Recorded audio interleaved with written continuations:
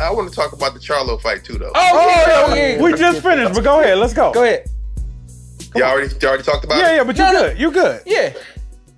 So the Charlo fight, man, it's Jose Benavidez has let me down because I feel like, he was a really solid opponent when he fought Terrence Crawford, which is his first loss.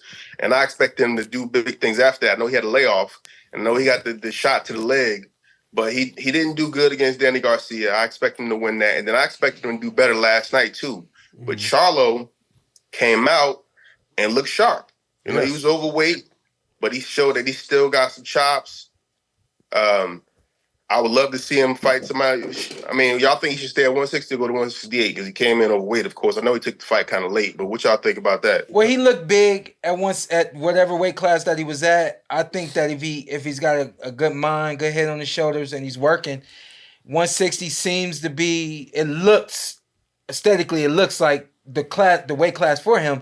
But again, like we don't know how much eating he's not doing, how much water he's not drinking, all these other nutritional things that are needed to make 160. So if nutritionally it's not beneficial for him to make 160, going up to 168, he has the size, you know what I mean? And I think the power will translate. I think with this one right here, this being his first fight back, I think he was off the mark a couple of times with that right hand, like you said, and then he needed to make an adjustment at some point with that right hand, and he didn't make that adjustment, So I think the power is still there at 168, even though it didn't really show it enough. It showed early in the fight, but it didn't really show it all the way through. So, but I think 168 fits. He fits at 168.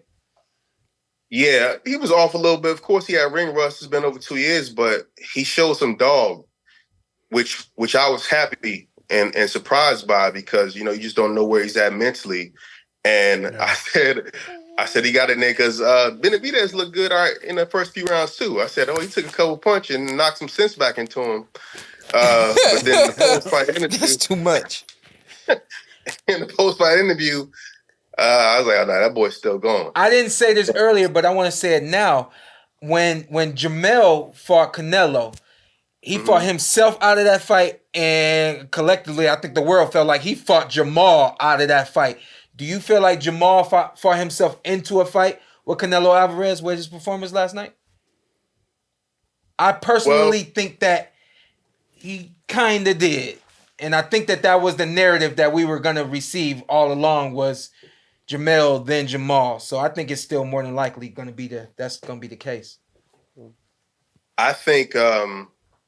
if Canelo takes that fight, then he's not going to...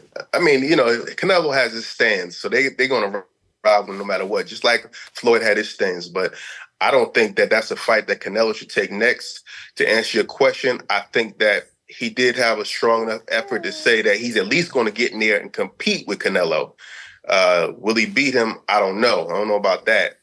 But he'll actually get in there and fight. Yeah, he was fighting last night. Yeah. Like that almost turned into a street fight. Yeah, 100. Yeah, which was like a street fight is not really that far from an actual boxing match. So I was like, let them talk. Like let them do their stuff. Yeah. Like, and I wasn't mad at Harvey. The first time he tried to stop it, then after a while, Harvey was just like, I'm gonna let this go.